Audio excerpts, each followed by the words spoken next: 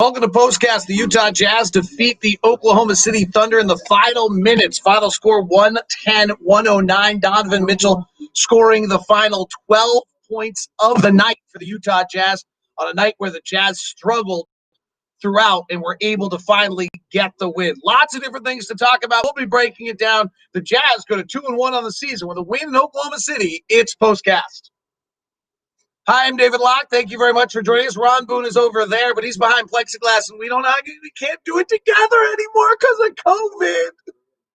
But I still love Ron Boone, and he will be joining us. So instead, it's a highly interactive, quick hitting postcast every night with your questions, your thoughts on the Jazz game. We'll do this after each and every game. Empty the Noggin is back as well at Locked On Jazz at www.utahjazz.com/LockedOnJazz. Here are my quick takeaways tonight. On a defensive end of things, this game was more difficult than it should be, but here's what's going on, and that is that Rudy Gobert is so great that no one wants to run a pick and roll against us. No one wants to run a handoff against us because you're involving Rudy. So if you have Karl-Anthony Towns or you have Al Horford, you're pulling him out of the floor, and then you're just going one-on-one against our guys, and they're beating him to the basket, and our guys are having a hard time defending their yard.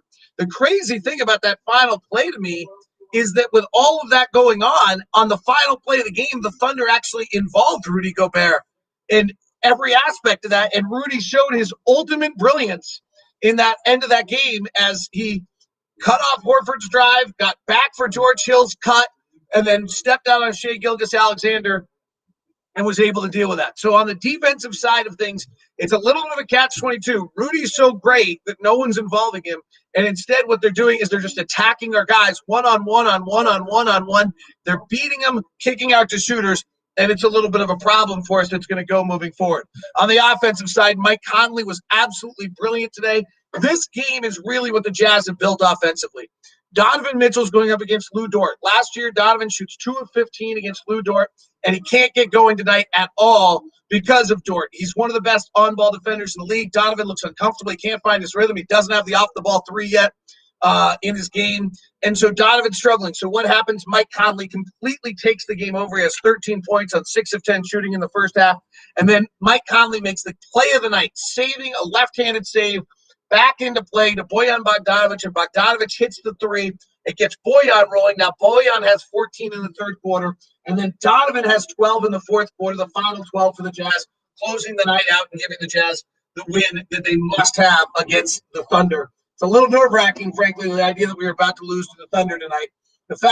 But you get the win, you move forward. The Jazz have never started years quickly.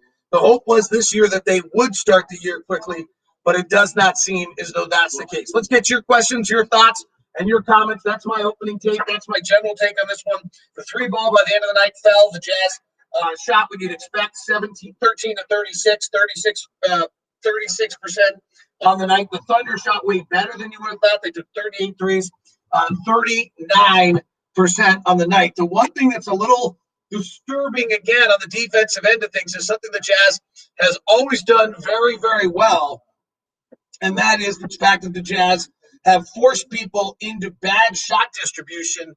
And tonight, Oklahoma City took 38% of their shots at the rim and 41% of their shots at threes. The signature of the Jazz defense has always been forcing you into a high level of mid-range shots, having an advantage in that regard, and they're not getting that advantage right now. And that's costing them 2 or 3 points a night and making it hard for them to win. All right, let's get to your calls and your thoughts.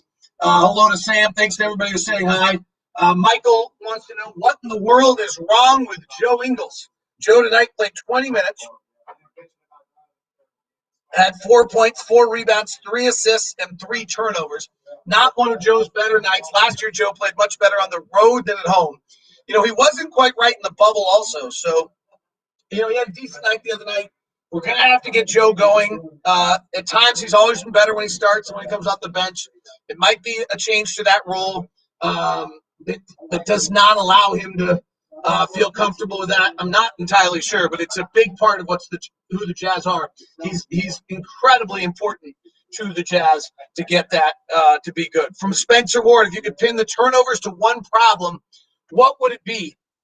I mean, we run a lot of actions and do a lot of things. So we're always going to be a high turnover team. Tonight, Mitchell had 3, Joe had 3, and Jordan Clarkson had 3. These guys are pretty good defensive players, so that I think that's a part of it. You're putting the ball on the floor. You're passing a lot. We're throwing over 300 passes a night, and so you just have a tendency to turn it over. Boyan in the pick and roll is a high turnover play. I think we're trying to stay away from that. So part of it is you're trying to find plays in which you don't commit them as much. Let's go to YouTube. Josiah says, our defense looks rough. What do you think of the lineup? Conley, Donovan, Ingles, Faves, and Gobert.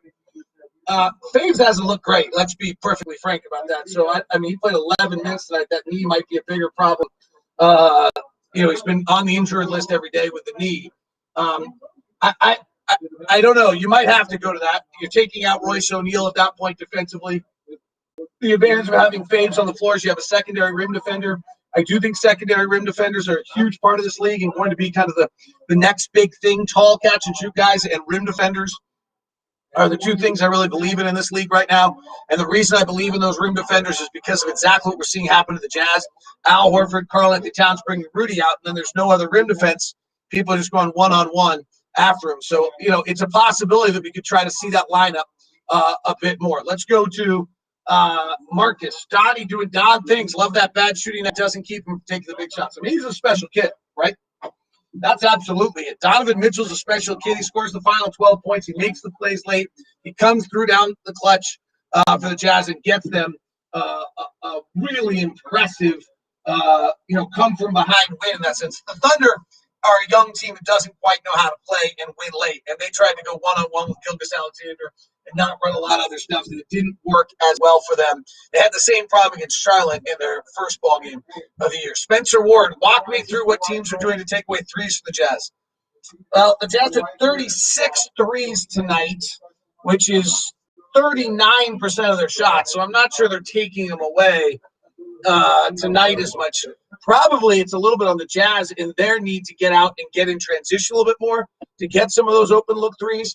But certainly teams are going to just hug our shooters. You just decide you're not going to give up shots, and then you're going to have to play the pick and roll. The one thing that's not right now with the Jazz is they have not got the Derek Favors pick and roll game going. So they don't have 48 minutes of pick and roll action right now. Rudy is – the pick and roll numbers off Rudy, I have to be through the roof. He is just doing an incredible job. 12 points tonight, 10 rebounds, 4 assists, 4 blocks.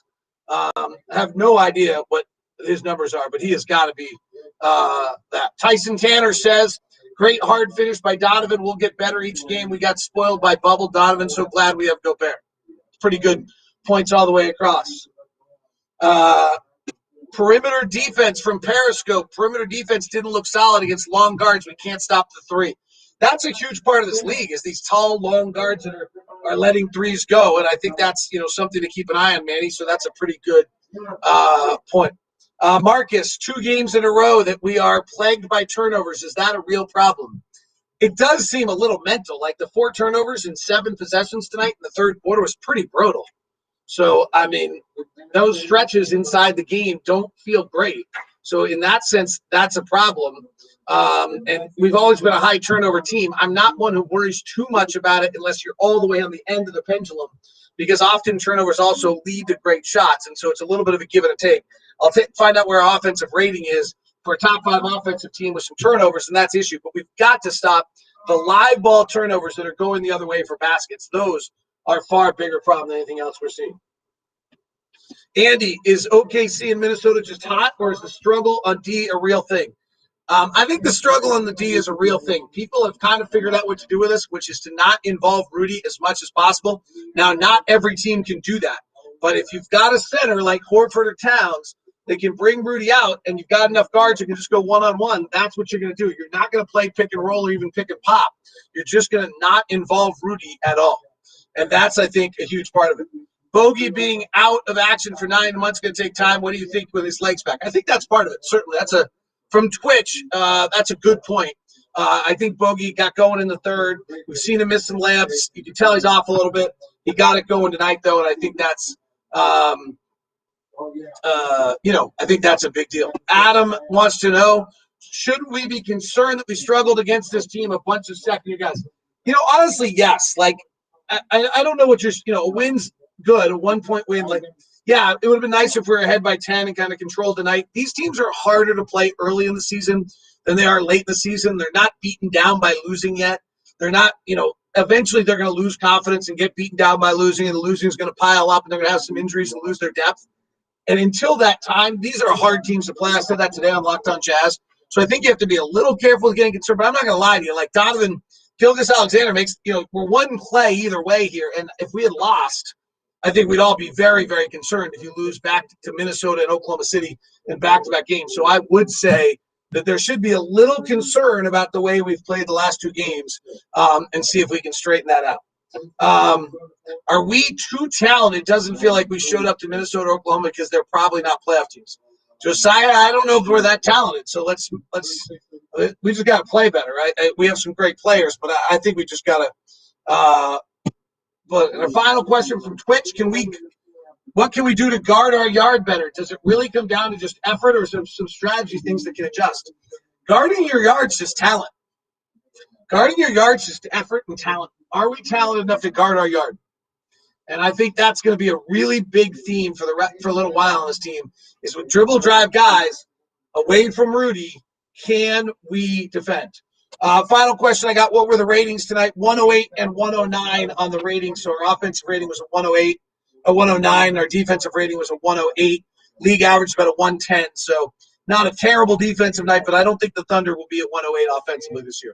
That wraps up POSTCAST. Thanks very much for tuning in. Locked On Jazz coming your